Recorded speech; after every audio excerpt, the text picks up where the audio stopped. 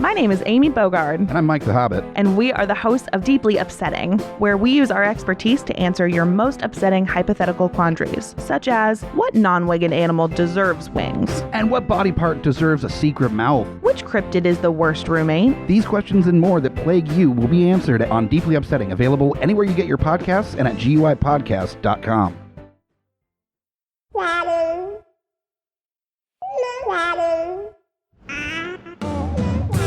The views and opinions expressed on Geekfather are those of the panelists and not those of the Geeks Under the Influence Network, their affiliates, or sponsors.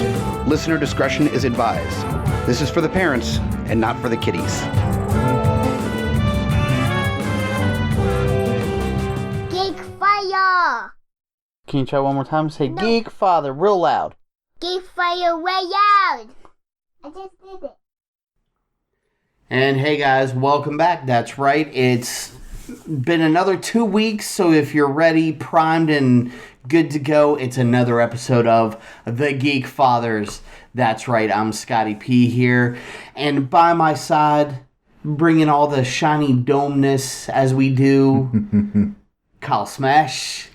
Applesauce, bitch. Applesauce, bitch. We were just talking Jay and Silent Bob, which, of course, as we do in introducing all the trials and tribulations of being a geeky parent, because who better than Kevin Smith as a role model for parenting? I mean, honestly, yes. I kind of started that. His wife Jen just celebrated her 51st birthday. Yes, she did. And she still looks great. And that's not just me trying to be like all sucking proverbial dick, as we do with the Kevin Smith anyways. But, of course, that'll be the first just name drop for this episode. Yeah. You know, since we're just starting off Jay and Silent Bob mode and Kevin Smith. Which, by the way, I read he had posted about it and said that this is a very special one because his wife's father had died when he was 50, passed away when he was 50. So it was always a fear of hers until she passed 50, and now she's at 51. So made it extra special. Very true. I get that. I totally get it. Yeah, my dad died when he was 52 of a heart attack. So, you know, I've got 13 years, give or take, probably 12 and some change. Lines are drawn in the sand based on. But I get that feeling. I live in fear every day that, like, I'm going to go to sleep and not wake up, you know, like he did. Right. So when I read that, it just, like, rang true in my head. It's like, fuck, I totally feel that. I know what you've been feeling every day after his passing until you've reached that milestone. And now you can almost let it go. I'm looking forward to that.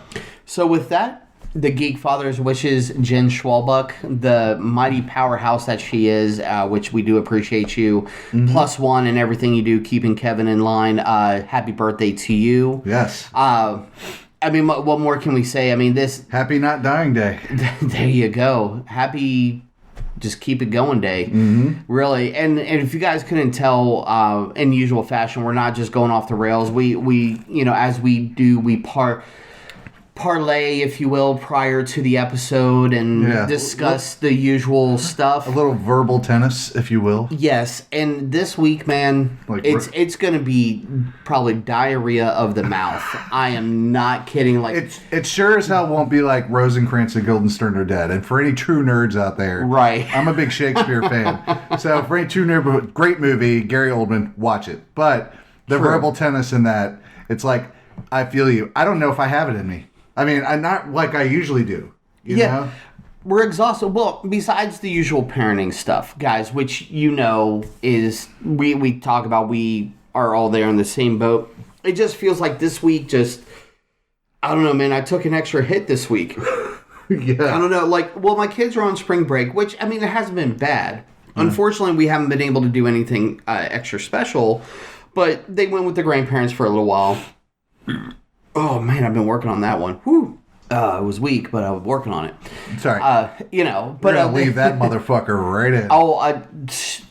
Like I said, this episode, title and everything off the cuff. Yep. No fucks to give. Exactly. And that's Well, and even to keep it in nature, I mean, because we always do try to have at least one general subject we revolve around with our episodes for the most part.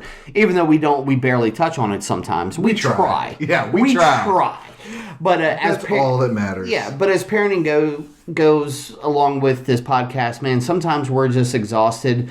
But this is part of what we need to bring to you guys as well, is sometimes we just need a little bit of the flapping of the lips, the extra dialogue of may not mean a whole lot other than you just got to get it off your chest and free the brain, defrag that memory sometimes and just get everything out there, and then so you can reboot in the morning. You know what I mean? Yeah, you gotta clean all the bullshit out, all the cookies, if you will. Yeah. Oh yeah, very much clearing out the cookies on this one, man. And again, just to even keep it on par with what we do here, that's part of parenting, man. Have the grandparents take the kids, get that one night out, whether it's by yourself, with your partner, whatever you got to do, you've got to decompress. You've got to. Sure you do. Especially over the past couple years, man. It's hard to be... It sounds counterintuitive, but it's hard to enjoy being adult when you're in parent mode. Very true. So, you're not thinking about like, man, I'd really like to go out and do this. You're just so wrapped up in the moment of whatever it is you're doing. Yeah. That just, it comes down to like the moment you get to actually like be an adult without your kids with you. I almost forget. Oh, dude. I go out all the time. I mean, I don't go all the time, but I go out. When I go out, it's all the time that I'm like, I feel now I'm like awkward. Yeah. I feel like, do I need to be doing something? Is there laundry? Like, is there dishes? Do I need to send an email to her school? Like, it's just, whatever the case is. Like, what's the weather going to be like for the bus stop tomorrow? I wonder. All the little stuff that and by this time of year, because, like I said, my boys are wrapping up spring break by the time you hear this episode. Mm-hmm. Yours has already had hers. She actually, because she's in a different county right now, they had theirs a few weeks ago. Mm-hmm. And we're essentially reaching the last, we're in April now. We're basically in the last couple months of school before summer break. I know. And that's a whole, well, of course, we'll have our, back to summer, school's out episode at one point. Summer it's not like the summer you would used to think of. Now it involves because you still have to wake up every day and work. But now you get to do it with kids there every day. Which always makes it fun. And fortunately, I've now, as I've talked about a couple times, where I've crossed the precipice of my kids are self-sufficient enough to do what they can do. I don't need to do a whole lot in the morning. I can do what I need to do and then get ready for work. Mm-hmm. The occasional throw a waffle into a toaster, make sure that they're just not stabbing each other in the eye with sharp objects.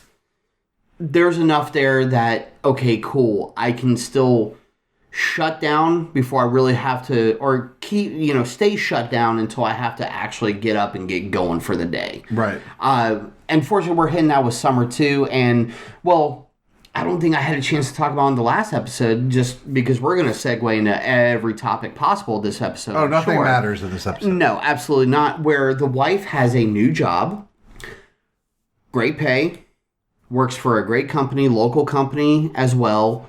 And the way her hours are, not only does she get more rest, her hours are a lot more structured to where it works best for the kids. Mm-hmm. We don't have to rely on my parents as much. They still come over, basically the way it works is that they still come over a few days a week just because. Mm-hmm. Really, because, let's be honest. I'm sure they love it. Grandparents are still like, I gotta have the grandkids, Sure. But there's, I don't want to say it's more lax, but it's less that we have to mandate and this is where we got to be by this certain time besides just the obvious shit that needs to be done. when she was at the old job, it was always, well, what days is she working? How late is she working? What is she doing? And then going from there to be like, Grandpa, Grandma, can you be here this time? Do this and blah, blah, blah. Let me ask you a question. Say you wake up in the morning, you help get the kids to school or whatever the case is, or even if your parents come pick them up. Right. Or the grandparents in general. You get a cup of coffee in your hand. Let's say you got 30 minutes before work starts or an hour. Sure. What do you do with that hour? Sleep. You sleep? These days right now, it's taking a nap. See, I have come to where I can't sleep. I'll get up and everything's done. And then right before I start work, I have to put something on. Usually it doesn't matter. It's got to be not like fully engaging TV show. I'm not going to sit there and watch Moon Knight, which I'm going to talk about later, which is fantastic. Oh, dude, I watched episode 2 today. No. Yeah, I know. We're going to geek out on that later. Yeah, very much so. Is something a little more innocuous, but that puts me into like the day or into like, I guess the relevant reality in a sense. Sure, yeah. And that usually, for me, it's like Stephen Colbert. So I wake up in the morning. If I haven't watched him or have caught up on John Oliver, those are the two I usually switch between. Fair enough. So I wake up in the morning and I don't even do the interviews and stuff. Like I watch them, but I go for the monologues. Oh, absolutely, especially John Oliver. Well, John Oliver, the whole thing is technically that's how he starts. Yeah, but dude, I love John Oliver. Like that man. He's comedic gold as far as I'm concerned. He is. He's extremely intelligent. And what I love about it is that I could go on, learn something, or he could say, here are specific statistics and facts, and I can go look those up and see that they match. Like, their numbers... He's proven that he's done his homework for what he talks about. His writers are on fucking point. He's got some seriously good, like, analysts that pull in, structured, factual information, and they build their show around that. And I love that. I mean, this past week's was on the trucking industry, which for me hits close to home. So like, I was like, holy shit! Like, I didn't even realize that. Yeah, like that really. Yeah. That's wow. It's like things like that. And I get that, and it gets my brain started in the morning almost. And the coffee helps pick me up, but I need something to stimulate my mind before I just sit down at the computer and start staring at the screen for 8 hours. Yeah. So that's my routine. Fair. Like I don't even know how I've gotten into it, because there was for a good while, like even taking this school year, because Logan goes to school, but Leland does the afternoon preschool stuff and everything. So he's with me in the morning, whether Grandpa and Grandma are there or not. So with him, it's also keeping him, like, I don't want to just say occupied, but making sure that he's getting his day started. So there are limitations that I will say we try to instill. Mm-hmm. And for that, it's kind of the same concept, but you've got to do it on the kid level. Like we do the PB. I love the PBS Kids app. Oh man, PBS is always the shit. Well, PBS is always top notch. PBS is something we should definitely talk about more, I think.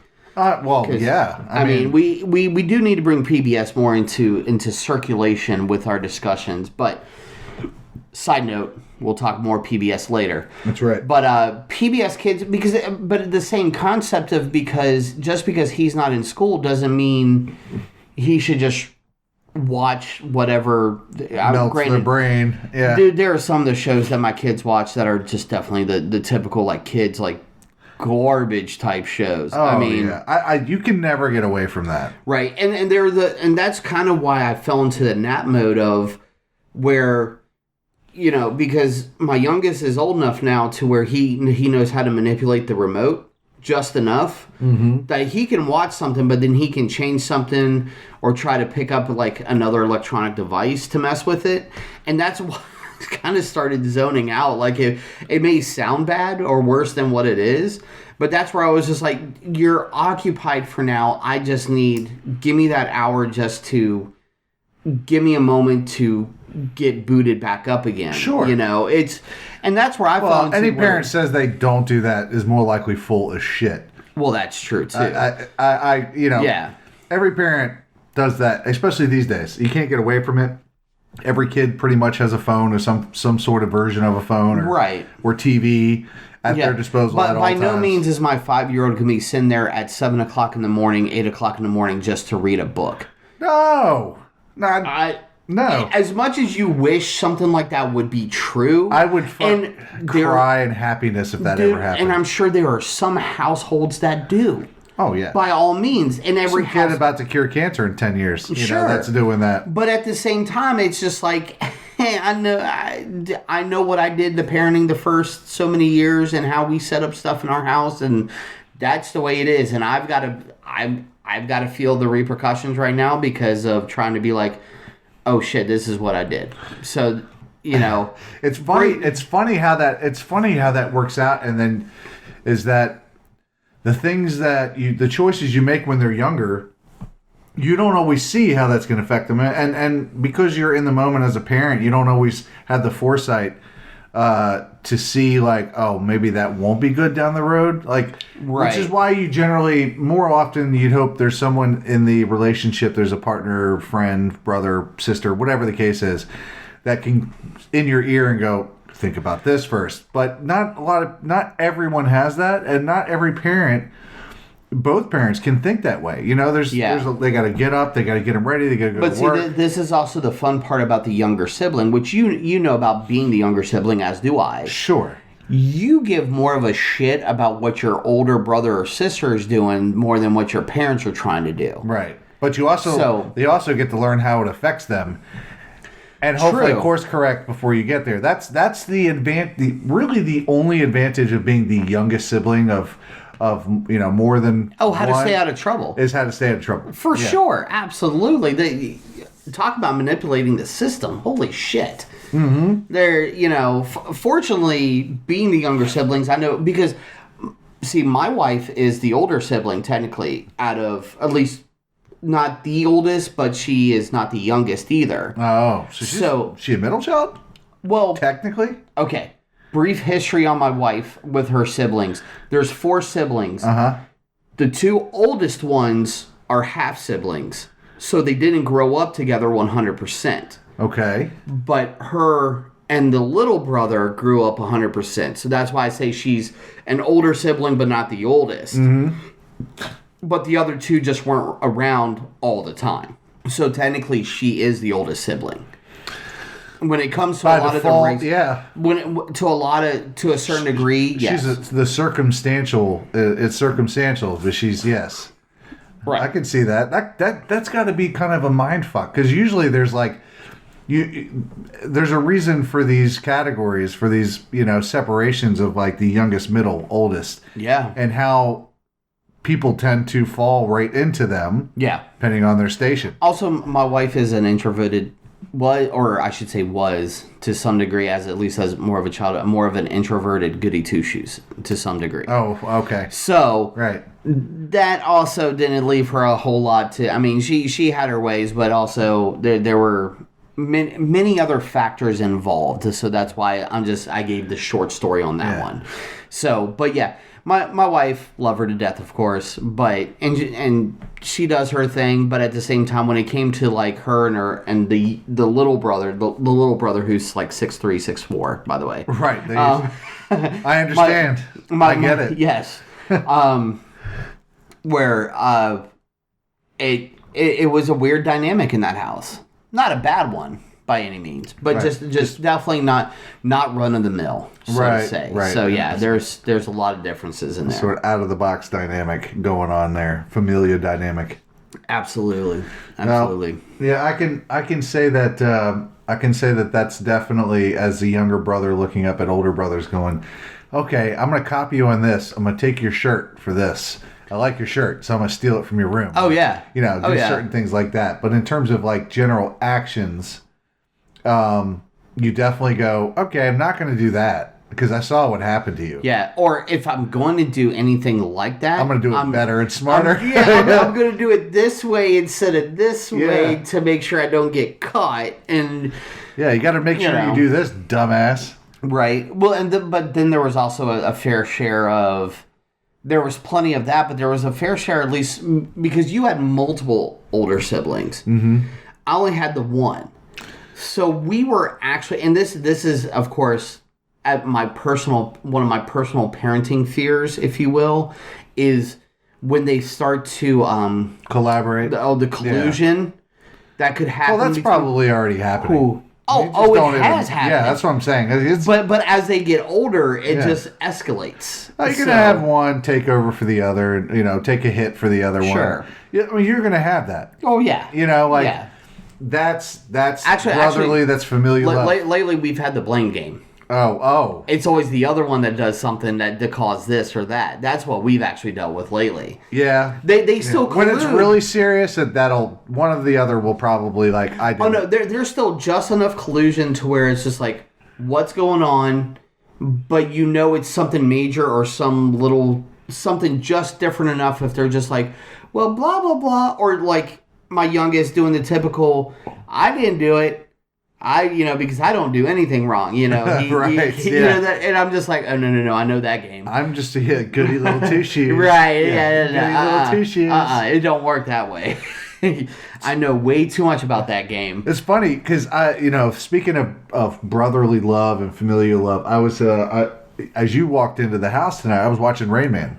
I haven't seen that in so long. And of course, I walk in at one of the saddest parts. It is a sad moment. It's the ending. The ending's sad. It sucks. It is. It's so bad. But it's such a good movie. It is. It really is. And I take out and I know that the autistic part of the character of Raymond's character, played by Dustin Hoffman, brilliantly. Oh, absolutely. Absolutely. Especially for around that time. It was done in 1988, and so the autism and being autistic was a known, thing, but it was still very much they didn't know. Right. And you see it reflected in that movie. But I'm sure. But in terms of like the brotherly love, it's that I didn't even know I had a brother.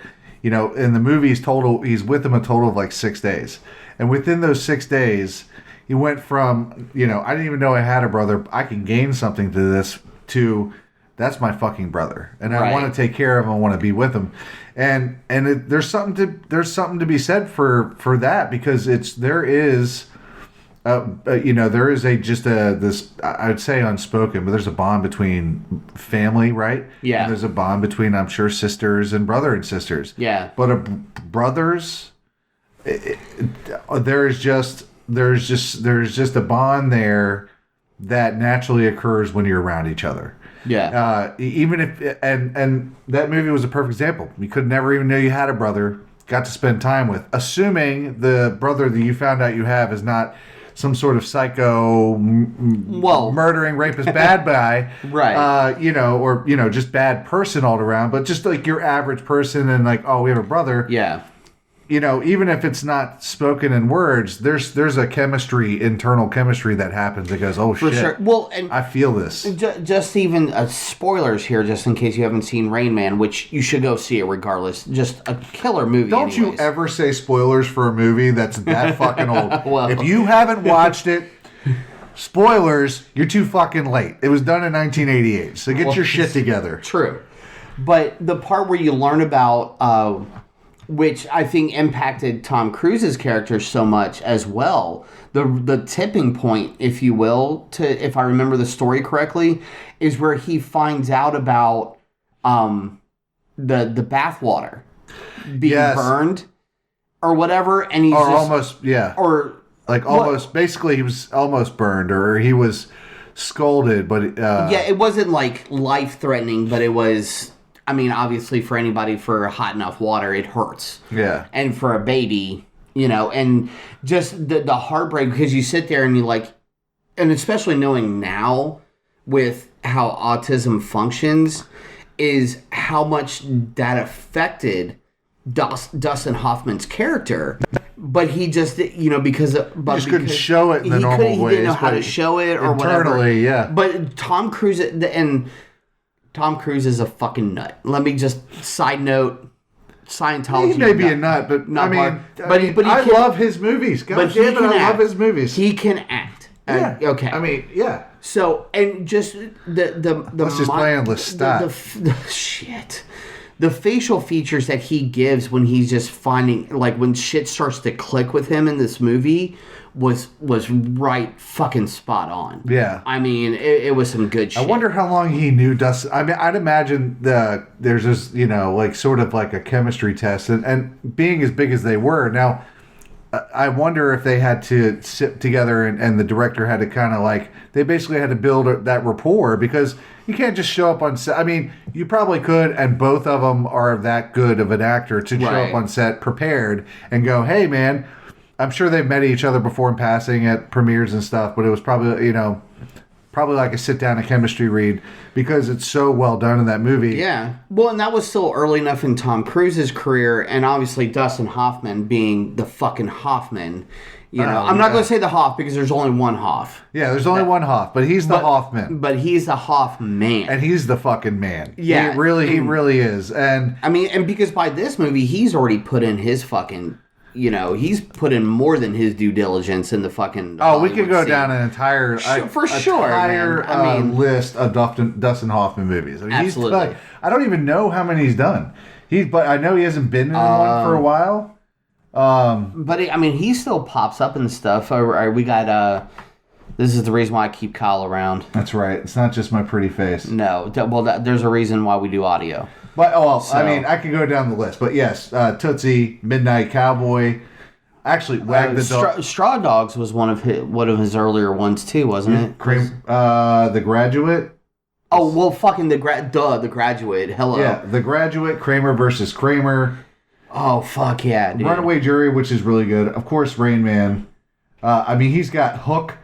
It's Dustin fucking Hoffman. Icon. No, fucking icon. Yeah, he's a national treasure. Damn right. He did a pretty amazing job. And I saw, watching this movie, now I haven't seen Rain Man in probably like 15 years. And if I did, I saw it in passing on TV. I probably will watch it soon, just because I caught the end and was like, oh my God, I haven't seen it in about that long either. There is a great fucking Easter egg. Now, people who know, most people don't, because I'm not what you would call a sharer.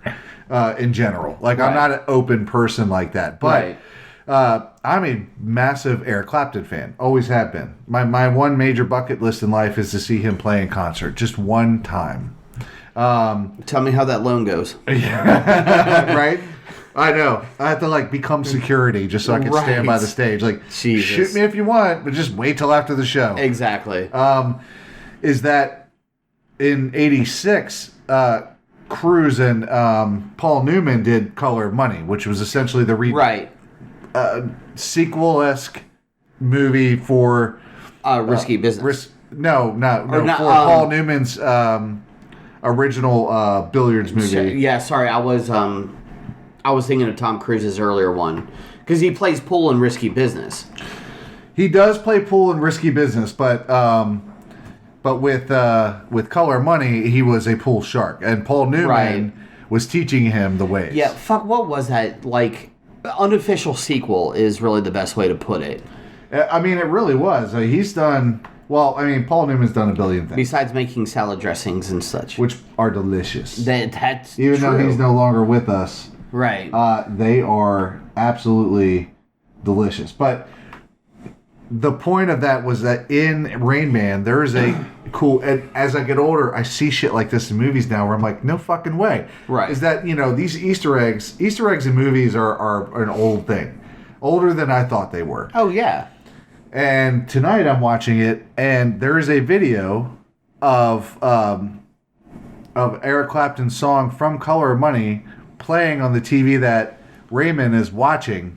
Oh, shit. While Tom Cruise is on the phone. And it's a very brief thing, but, I knew it for it's it's in the way that she used it, you use it or whatever. And I'm hearing it on the TV, and I'm like, holy shit, that's meta as fuck. You're literally putting the video of the song from Color of Money that came out 2 years prior that was a massive hit. Right. I think it got Paul Newman an Oscar.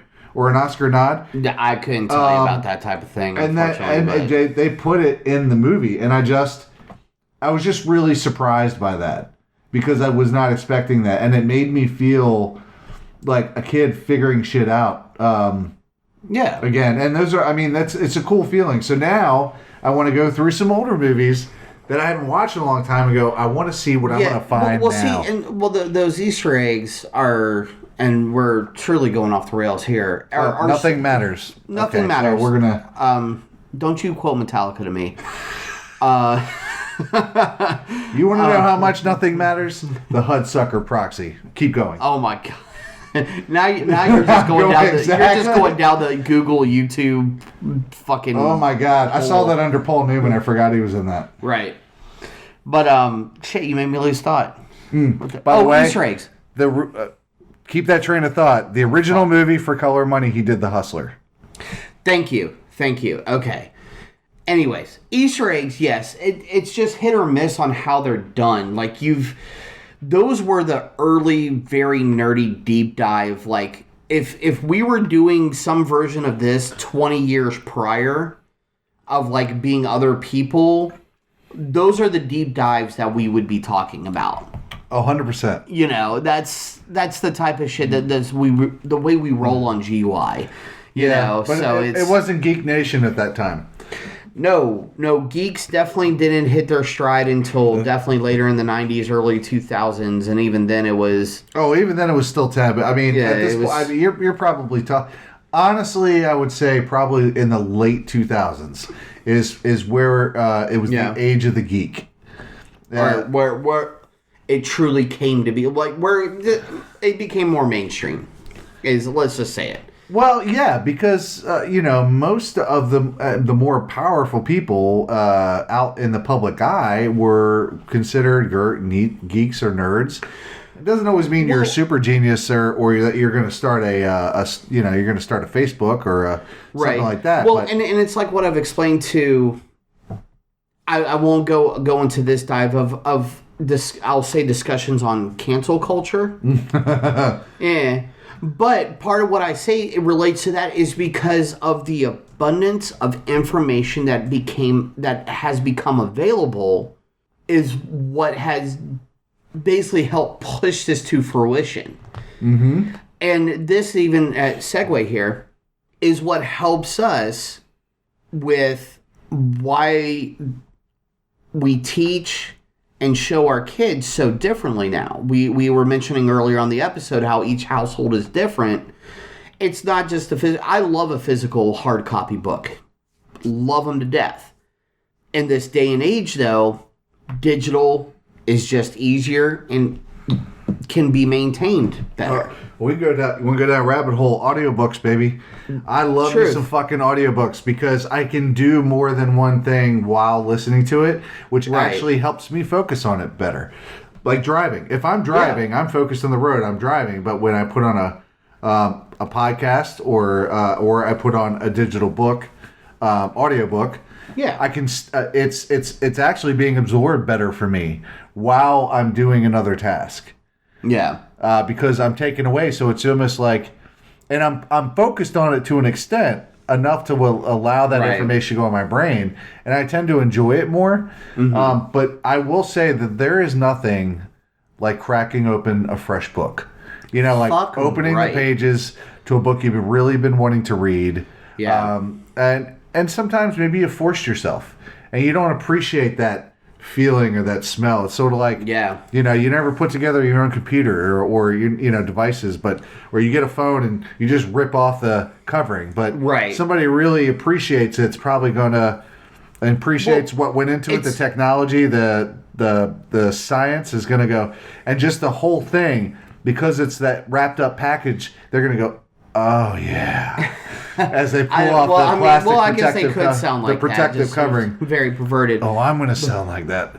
Oh, yeah. It came off so easily. All right. Well, I'm glad this is not the kiddie show that people think it is sometimes. Anyways, but what's in the same aspect of... oh, there's that other one. Whew.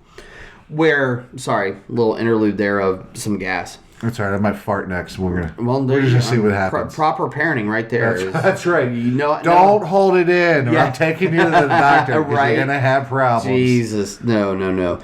It's the same thing with video stores with like the books. Like, just to go into a whole new direction on what we've been talking about tonight, is that you could show your kids now, if any remaining video stores or any bookstores that are there, but is the appreciation gonna be there like when we were fucking growing up? Like, there's Second and Charles, say, bookstore, but there's toys, there's other stuff. It's not just that I know wall to wall of like books of like what, as I say, it's like looking through your old dead uncle's attic for shit, where you actually have to like sift through stuff. It's in like a very loose alphabetical order of some type, but the search for it, the pages, the texture, it's the adventure of it all. Yeah, it's experiencing what you've never experienced before. Or you have, and it puts you, made you feel happy, so you want to be there again. That's kind of like the basic of being a kid. It's the experience of it all. And as you grow older, if you can keep some of that, I think it makes you a better person. I mean, the general innocence and curiosity of a child, if you can keep some of that in you, and which almost seems impossible in the kind of world that we live in, but if you can, then hopefully it's because you either you fought against the system in a way, or fought against what's coming at you, the stimulus coming at you every day, stimuli, or you learned it from your parents, right, in some form or fashion. For me, when I take my kid to the theater, and I've probably said this a million times, and we sit in the seat, and we got popcorn, and I've got nachos, it's got candy, and we're ready to watch this movie, and the trailers come on, and we get to the end of the movie. She's so excited, she wants to go up and like dance in front of the theater. Like, that is how the experience should be. It's not what you're watching. It's not always what you're watching. That is there. But for me as a parent, when I'm watching my kid, I feel like a child through your eyes because of this. Sure. I don't even fuck what we're watching. It was just the experience. And even though it's a lot further along technology-wise than what it was than when we were growing up, it's like with Logan, it's the video games, man. Well, video games will always be there, though. I mean, movies and video games have always been a thing. Right. And I think both of those parenting tropes almost, in terms of what we love. Yeah, and it's there, and we've been a little bit more gradual, with the movie building, because again, one of those slight differences with having multiple children, different setups in the homes, there's always talk about doing the movies, we just can't do them as much. Uh-huh.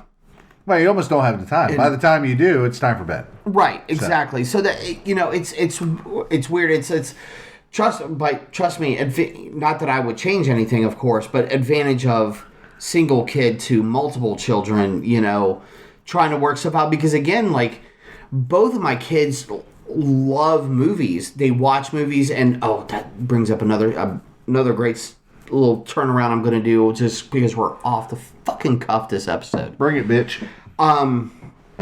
It's harder to do movies, even though both my children would love movies, can watch movies. They just to put them in one chair for so long. Yeah. Especially you're not there yet. Right. We're not like Logan. Well, Logan and I, we're already talking about a couple of the summer movies that we may go see. Uh-huh. That I'll take him to. Is there one in particular that he wants to see? I know we can. Sonic. We mentioned Sonic 2. Oh, we'll talk about that. We'll talk about. But there's. I mean, is there something that truly he like? Is it a Marvel thing? Is he into the Marvels? He likes them, but also Jurassic World. Oh, Fallen Kingdom. Yeah, I want to see that too. It could be a good one, but more so. What we're starting to realize though is the fall into some of the old TV shows. Okay.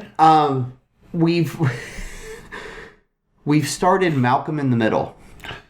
Well, that's an interesting one to start with. Right, but see how our family is not. Be lucky. But it's close. I mean, I'd have to rewatch it. We're already like 6 episodes in the first season, and we're like, we're not too far off from this shit. Like, trust me, my brother and I always compared a lot of TV moms to our mother and stuff. Sure. And, you can't, especially when you're into something as a kid. You can't now, help granted, it. is my wife like the mom from Malcolm in the Middle? No, I won't say exactly. How her expectations and how she does a few things? Oh, yes. So close. But also, I compare my wife to Beverly Goldberg from the Goldbergs as well. So, schmoopy. But it's one of those things because, again, watching that show, you appreciate it just for the time, but it's an old enough show now, and Logan is getting old enough where we'll put it on, say, like, while we're eating dinner, because we're one of those families. We like to watch a TV show or just something just to have background noise. Mm-hmm. So we'll put it on just to be like, because Jennifer and I are like, well, we'll just put it on. We know the show, we'll watch it, but at the same time, if we got to go do laundry or something, we can still do something else. Logan, I don't want to watch that show. Turn it on. 2 minutes later, dead stare into the TV of just like, hey, man. To the abyss of awesomeness. Hey, oh, exactly. Oh, dude, I forgot how much I love that show, too. Rewatching it after all this time. I fucking love that show. But for Logan just to be like, that show, blah, blah, blah. And then all of a sudden, he's at that close enough age now where he just like is getting sucked in it and you see his brain clicking. Mm-hmm. God. Man, these Richmond lagers are getting to me today. There you go. Whew. I'm glad I smelt that one. Yeah. Yeah, buddy. He loved it. Mom. She's not around. He's touching me. He's touching me. I'm not touching you. I'm not touching you. My finger's just in your face. I'm not touching you. Yeah, right. I'm not touching you. Yeah, a fraction of an inch from the face. Oh, dude, we're talking about centimeters. Centimeters. You could, if there was enough hair there, you could feel a hair and how close you could get that finger, you know. Hey, side note, I have a question. You're talking about TV moms. Yeah. Favorite TV mom? Just top of your head. Don't think about it too hard. Wow. See, I'm just trying. You're debating in your head. Just let it go. Personally, I'm trying to remember all the shows. Don't just try to remember the mom that stood out the most. Don't try to remember the show. The show will come with the mom. I'm about to say Lois from Malcolm in the Middle only because I've been watching that and I already mentioned Beverly Goldberg. It's fresh in your mind. Right. That's why I'm trying to go through the great library of, the shows over the fucking decades. I already have mine. I knew mine has never changed in my life. I've always thought there was just one. Now, Beverly Goldberg, definitely at the top. Role for I can't remember pronounce her name, but Wendy. I'll have to look it up. I apologize if you've ever come across this. I butchered your name. I apologize. I'll get it right next time. But playing Beverly Goldberg, role of a lifetime, and also I can watch that show. It literally, it's like syndication in my mind. Like I could just sit there and watch it over and over. That show for like, because and which we'll name drop. We'll name drop Wendy as well, for sure. I mean, there's plenty of people. I may have to do where I actually do a second post to name drop the people we talked about tonight. But the Goldbergs hit close to us because unfortunately they're in their last season as well. No, not yet. Yeah, they are. They've already announced it. When? They're not having a season 10? No, I don't think so. No! Yeah. Oh, I redlined the fuck out of that. Really? Yeah. Well, they're approaching the end of the 80s.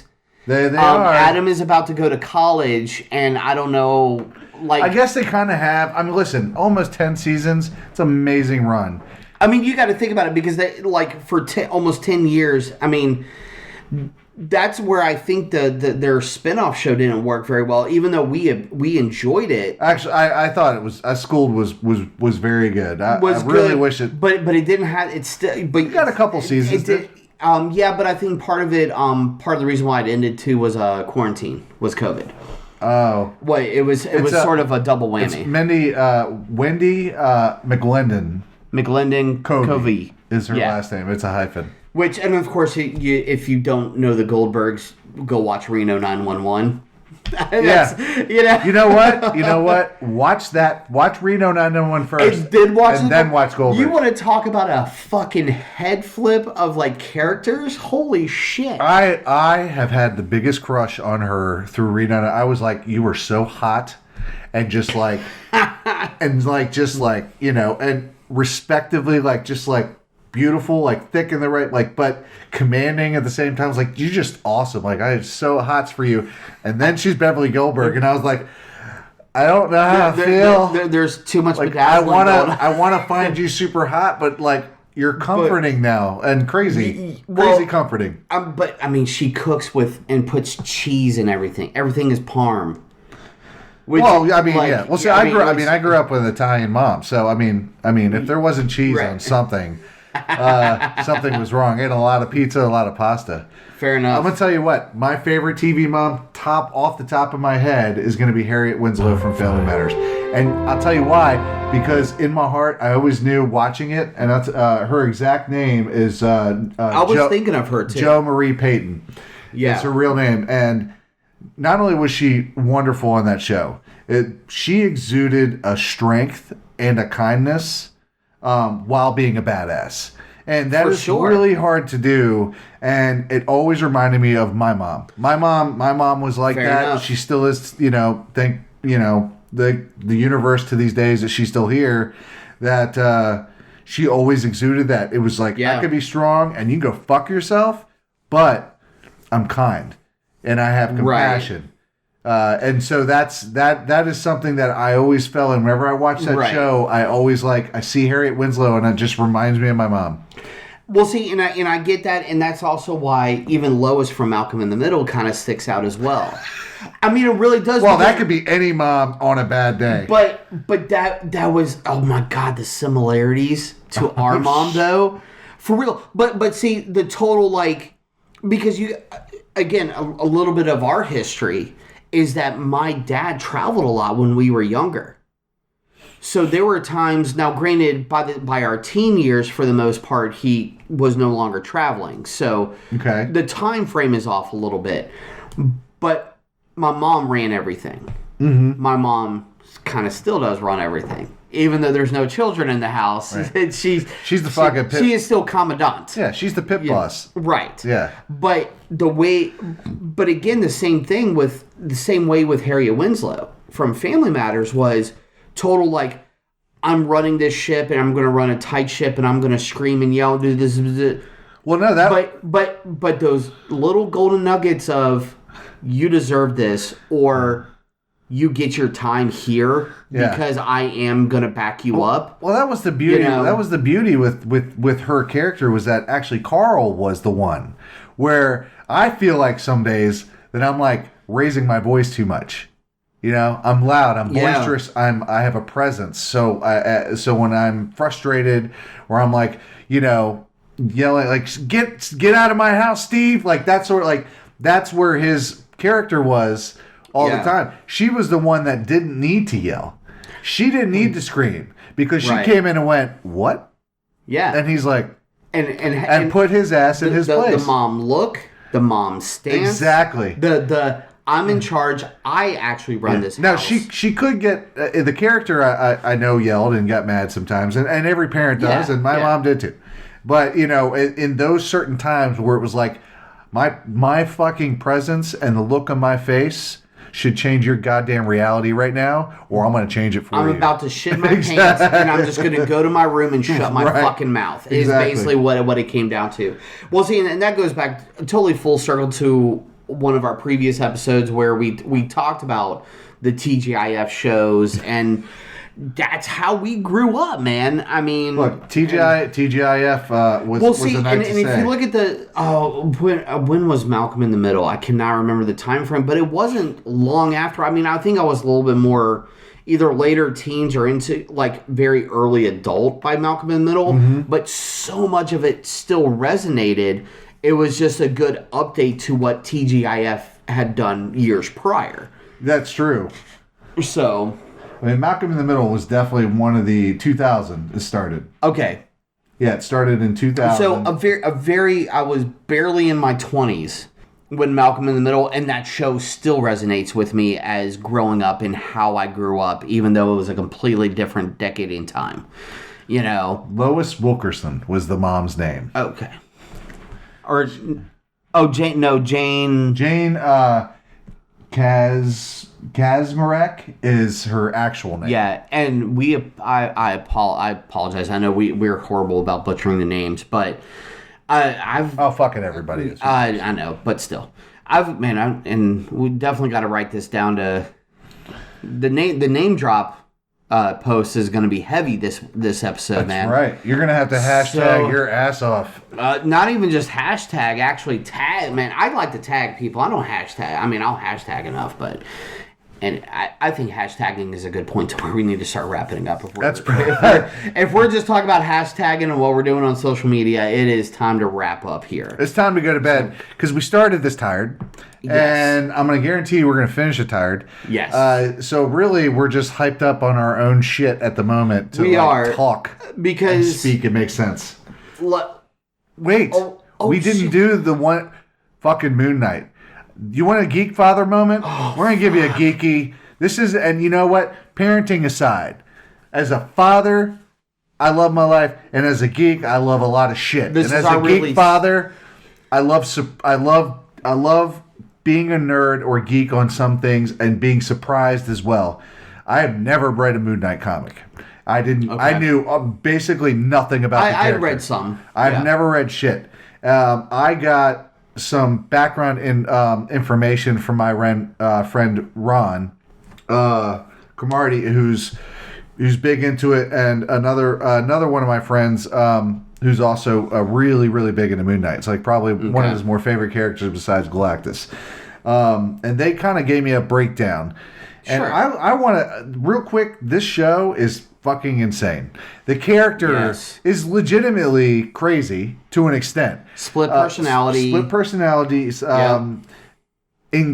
It's bad enough to have two personalities in your head. It's even worse to have a third one who's not even part of you. I mean, you're its avatar. Right. And so if for anyone who doesn't know, very, very quick 10-second breakdown. The story revolves around a guy who's got multiple personalities. One personality is Mark Spector, and he's basically a mercenary. The other one is Stephen Grant, and he's sort of like he's like a Brit, and he's a nerd, where Mark Spector's an American. Very brainy. Yeah, very brainy, and Mark Spector's an American. Stephen Grant's the nerd. Right.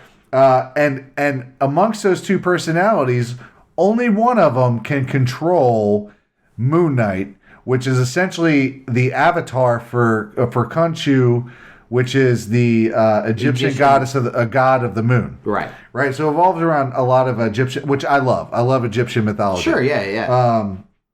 And so it's a lot of the movie is him arguing with himself, and it's done so well that you watched the last night's episode. Yes. Okay. Yes. So no, this is a spoiler alert. If you have not watched Moon Knight, just get the fuck off now.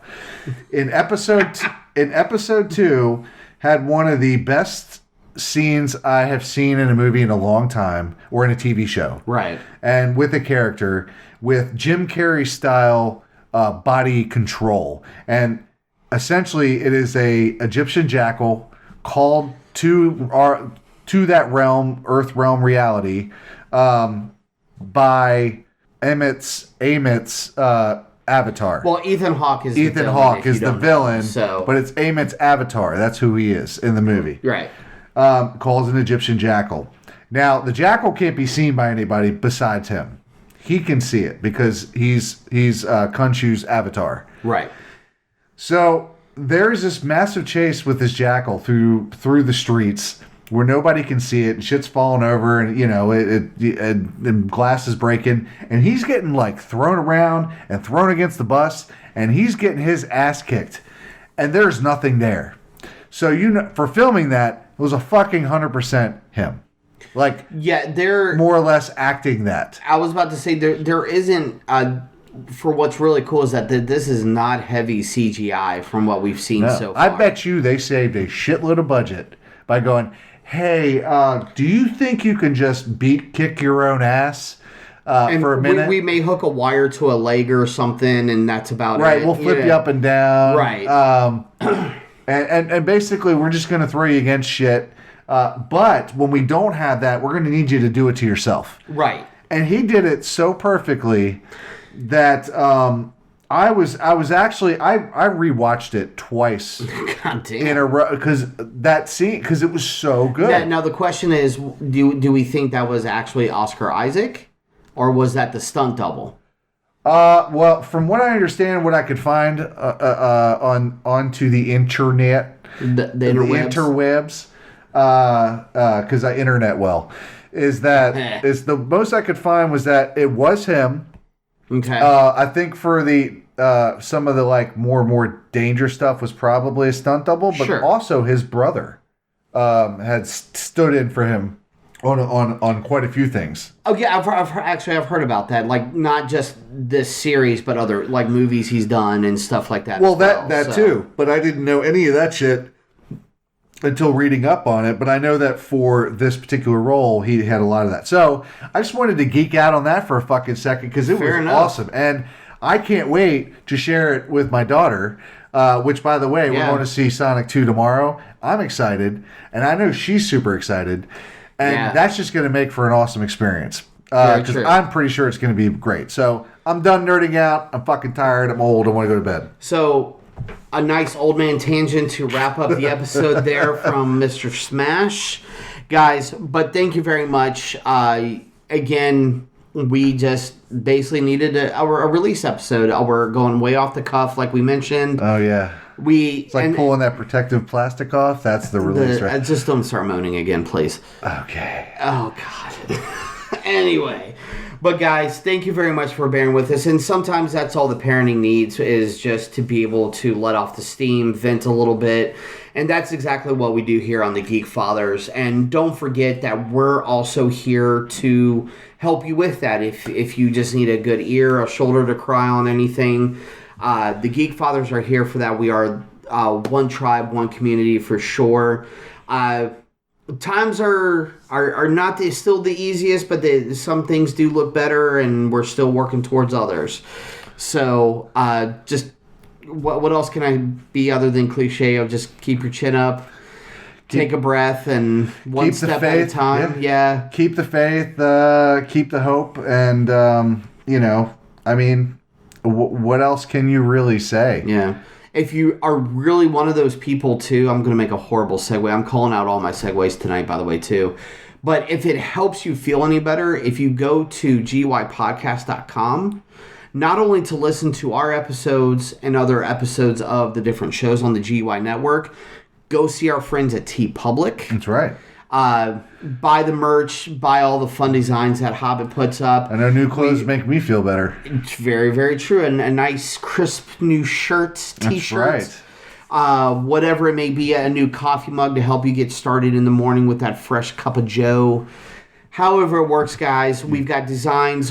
We were even working some more tonight on designs as well. Mm-hmm. I promise I'm hoping that we can finalize a couple things to get them at least one out by summertime is what I'm pushing for. Unfortunately, again, time of parenting and just making sure we get all the right stuff together is all that. We still have a special guest that is working on a design for us as well. Mm-hmm. So I'm going to I got to email and confirm about that very, very soon. And guys, just thank you. We're all part of the community. Hopefully you guys have still been enjoying yourselves. I know we talked about GalaxyCon and such last time. Some of the kids are getting ready to end spring break, and we'll definitely be connecting more. What was it? We got to plan out our summer, get ready for our summertime episode. Oh, there's so much going on. And different things. We should... It's the first real summer back from a pandemic. True. So far. Unless something else fucking pops up. No, I'm not going to do it. No, you know what? I'm not going to get negative. I'm going to stay positive. There you go. Posicore. Yeah, I'm all over that. I'm all over that hope. There you go. All over it. Face, neck, and chest. So, and we go full circle back to Kevin Smith. That's right. We love you, Kevin. We do. And guys, so thank you very much. We're rambling way too much. And so we'll cut it off here, guys. We love you. One tribe. Take care of each other. Just don't forget to join us. Or cry.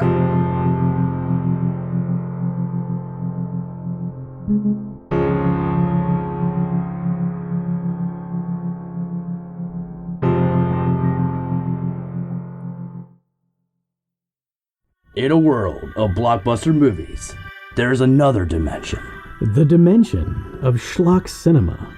Join us at Beautiful Disasters on a journey into the fringe territory of B-movie abandon. We review the flicks that are forgotten or underappreciated to give them a proper place in the annals of celluloid history. I'm the Groots. F.U. Hunter. Your guides at Beautiful Disasters. Come along with us for a fun ride.